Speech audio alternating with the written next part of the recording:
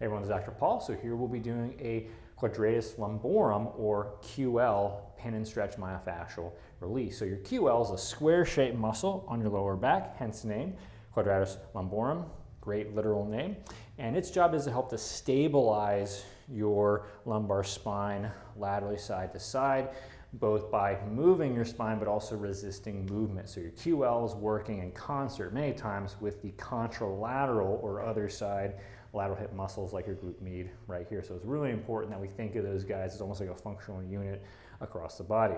So to access this muscle, I'm going to have Adam, my patient, laying right here. I'm going to bend his knees a little bit to make him more stable, and then I'm going to palpate right under his bottom ribs. And then, so here, once I find some tension there, we would hold firm pressure with the elbow here. So Adam, give me a big breath in, sir. And then exhale. Perfect. So this can be pretty sensitive. There can be a lot of trigger points in this muscle. So we always want to take it pretty easy when we start.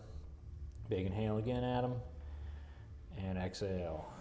Excellent, sir. Then we're easing a little bit deeper into the muscle belly as Adam exhales naturally. Very good. Now, once we've done a few breaths here, we're going to add some movement to it. So, Adam, I'm going to stay right here. I want you to reach down with that top arm down towards the floor in front of you, rolling your shoulder as you exhale. Then inhale, come on back for me, please.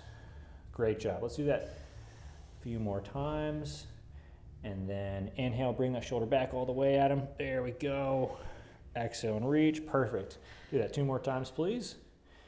Notice how Adam's timing his movement with his breathing. So as he exhales, he reaches further. Inhale, he returns. Very good. And so basically by having Adam roll forward, we're lengthening that muscle, but also pinning it with the elbow to maximize that release and decrease pain and restore function.